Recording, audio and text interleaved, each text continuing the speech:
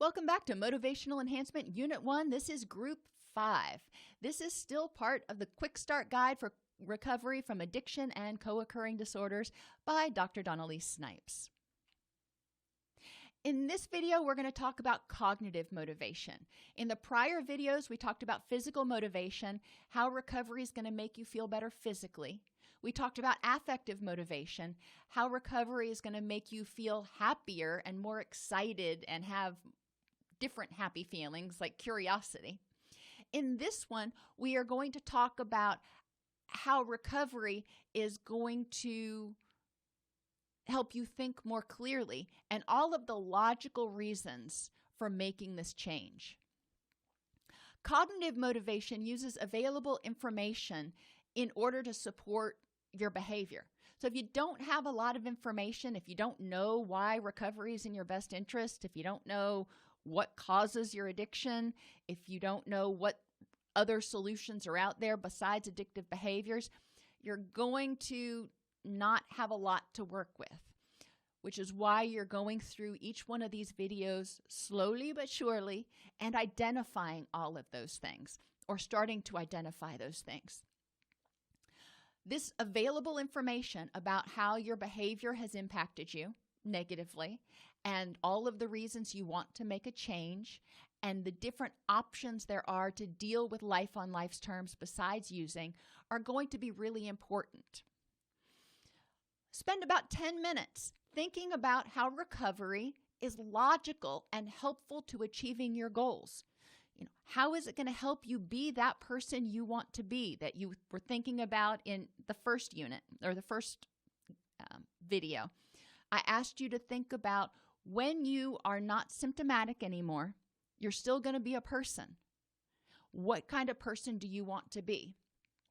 So how is recovery a logical step towards helping you become that person you want to be?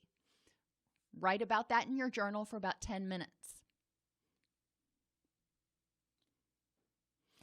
The next thing I want you to think about is how the old behavior, your addictive behaviors, for example, are unhelpful in achieving your goals. How do those behaviors keep you from being the person you want to be? When I worked at a treatment center in Florida, we used to do this group called Addicted versus Sober. And we would have a whiteboard, and I would draw a line down the middle. And we would identify all the characteristics that people identified in their addictive selves, like impulsivity and manipulation and irritability, and the list goes on. And then we would identify all the characteristics that they wanted to have in themselves or they knew they had in themselves when they were sober. And we compared the two. And that's really what you're doing here. You're looking at how the old behavior is illogical because it makes you act in ways that are not in alignment with the person you want to be.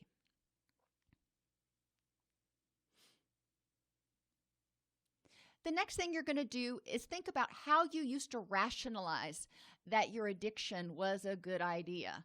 Or if you were experiencing depression, thinking about how you used to rationalize that sleeping all day was a good idea.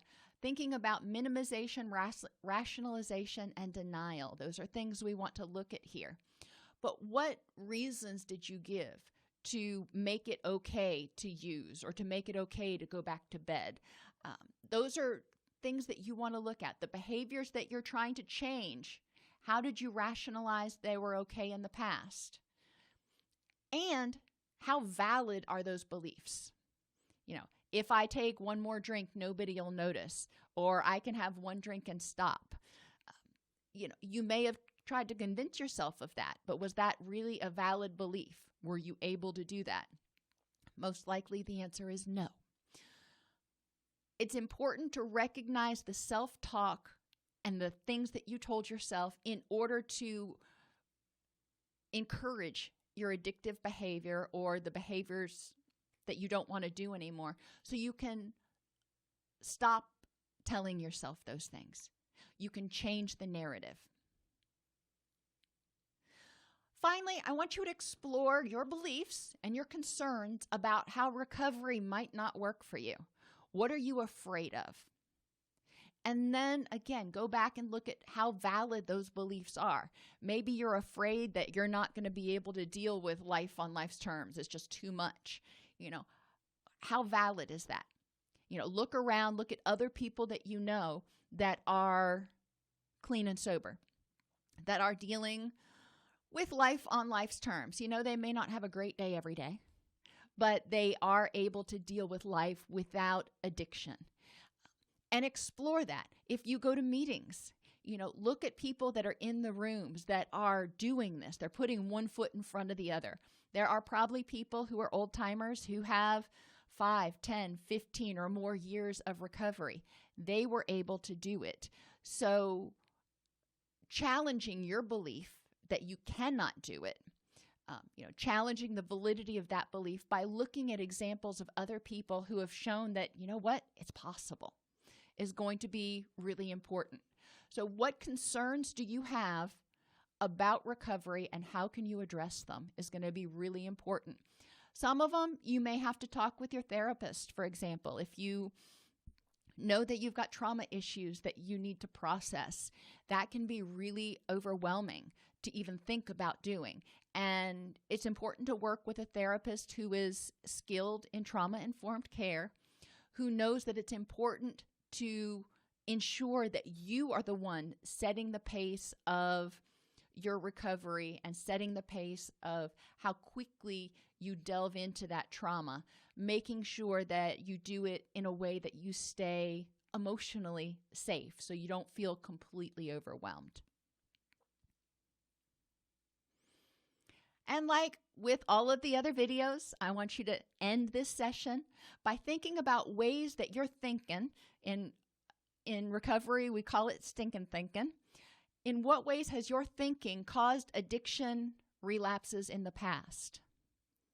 In what ways have your thoughts, your negativity, your stinking thinking contributed to anxiety, depression, guilt, grief, resentment, jealousy in the past? And here's a new one. I want you to think of 5 positive statements that you can review every morning to give yourself hope and courage to keep moving forward, reminding yourself of the logical reasons that recovery is in your best interest to help you be the person you want to be.